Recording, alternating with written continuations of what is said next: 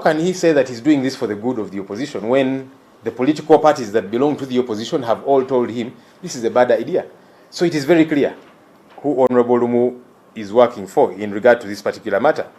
Now, for our colleague not to be bothered about certain critical things, whether it be corruption, poor service delivery, bad governance, and so on, but for him and a few others, the biggest challenge our country is having is the leader of the opposition and how he gets to be in office. So that clearly shows you that these issues are not of concern. This person who is talking about them, this Ssenyonyi, is talking about corruption, bad governance, poor service delivery, and so on. This person is the problem.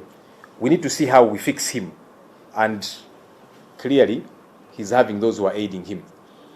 There are people that were not happy that Joel Ssenyonyi became leader of the opposition. They continue to be unhappy.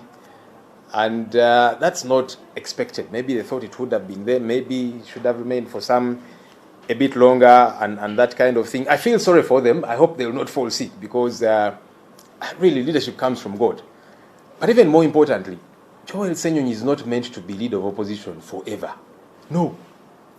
I'm here in this office. I was not the first in this office, and I'm not going to be the last in this office. But what's important is, while I am in this office, I will execute my duty to the letter. I will keep the government in check. I'll not keep quiet about corruption in government, corruption in this building, parliament, issues of poor service delivery. I will not keep quiet. Now, I know that those things are annoying people, and that's why they are moving very quickly to deal with Ssenyonyi. And we hear, by the way, which is even problematic against the law, that after they have passed this bill, they want it to take effect immediately. Ssenyonyi vacate office, so that now we get to hold elections and that kind of thing, which is against the principles of law because the law does not operate retrospectively. But that is the scheme, the clandestine scheme that some of these our colleagues do have. Nonetheless, like I've said, while I am in this office, I'll not shy away from executing my duty because that's why I'm here anyway. Thank you. Are you afraid of losing this office if this bill is passed and takes it? Am I afraid of losing this office? No, like I have said very succinctly, I am not the first leader of opposition. I am not going to be the last. And I am not here to stay.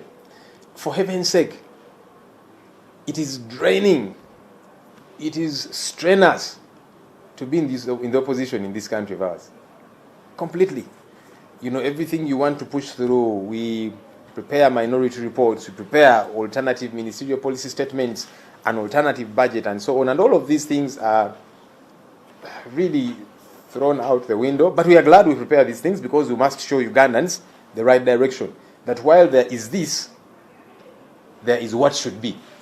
So it's frustrating to be in the opposition. I don't want to be in the opposition forever. My hope is that my party eventually takes power. That's what we are working towards. So I am not dying to remain in the office of the leader of the opposition, and for that matter, the opposition generally.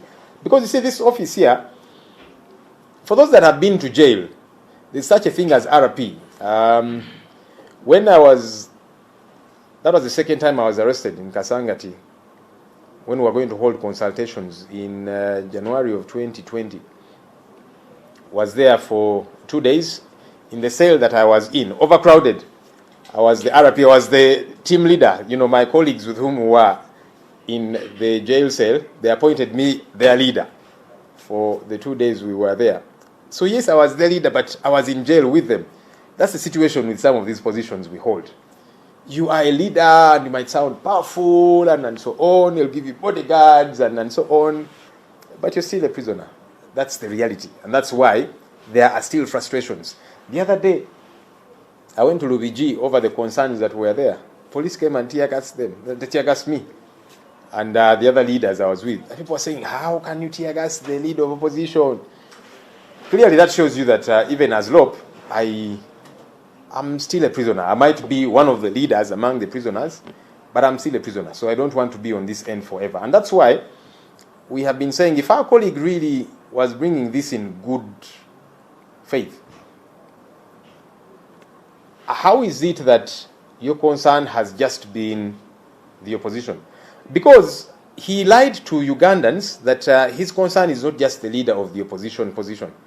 He was saying, no, in his bill, he will also seek for the deputy speaker to come from the opposition. That he will seek for the first runner-up in the general election to become leader of opposition, and several other things. When you read the bill as it is, they're not there. So he was just really fooling people, taking them for a ride. Him and his sponsors knew exactly who they were targeting and what they were targeting. And now it has come out very clearly, because you don't see any of those things in his bill. His bill is strictly leader of opposition. But the other time, he had adumbrated several proposals that were going to come through his bill. Where are they?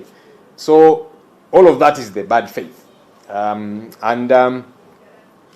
Even for democratic growth, it's not a good thing when you legislate targeting an individual, because you will want to push this law through to target Ssenyonyi, but tomorrow he's not the one going to be in this office. It might be you or some of those that have sponsored this bill. Then what happens?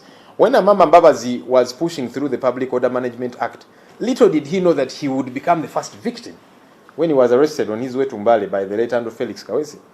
That time now he had fallen out to the regime and he wanted to run for president. And the late Kawesi told him, you're the one who enacted this law. So that's the law on which I'm basing to arrest you. And several other examples, Grace Vinjira, detention without trial, and so on. So hopefully people can be sober enough, but maybe they're not. They're very short-sighted. Maybe one more question. You are the leader of opposition. And Lumu is from the Democratic Party. So apart from the opposition.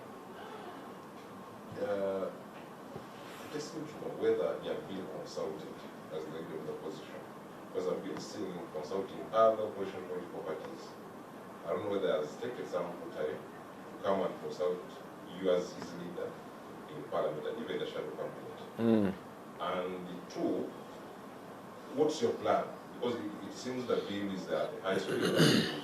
They have other motives. What's your plan as the one occupying this office? Yeah. First of all, the consultation was that from where I sit, what I've been observing, yeah, the consultation was just to try and smear the whole thing, yeah. It was not genuine, because you cannot put the cart before the horse. If you really want to consult people and get their input before you bring a bill, why do you consult them after you've moved several steps ahead? You have given notice, you have sought leave of Parliament, you have made many steps ahead, you have told the public what it is that you want to do, and then you go and consult. Which one should have come first if you were serious about consultations? But nonetheless, even when he went to consult, everybody that he did consult, all the political parties he went to were telling him, no, this is a bad idea, but he has gone ahead with it. So what was the consultation for? Because if it was, let me consult, and what I will be told, that's what I will follow. Is he following what he has been told? Because all the parties that he consulted, including his party, Democratic Party, he told him, no, this is a bad idea. Yeah. So that tells you that the consultation was not a genuine consultation. He had made up his mind on what to do. And it's not just him. I actually feel sorry for my brother, because he's being used, and we know the people who are using him. We hope that he does not get his fingers burnt, because there's a litany of examples of people that have been used and dumped and thrown under the bus. Yeah. The game plan, one, like I've said, I'm not fighting to remain leader of the opposition. I am not the first in this office. I'm not supposed to be the last in this office. But as we keep saying, ours will keep awakening Ugandans to rise to the occasion and realize the challenges within our politics, both within the NRM and the opposition, which we sit with. It's good they are clearly seeing for themselves that, yes, some people might say they are opposition, but it's a different story altogether. Ultimately, the ball is in the hands of the people of Uganda. But like I've said, while I'm in this office, for as long as I am in this office, I will not keep quiet about the ills that are happening, corruption especially, in government and in this parliament. we will not keep quiet. I will not keep quiet. I will not stop to execute my mandate.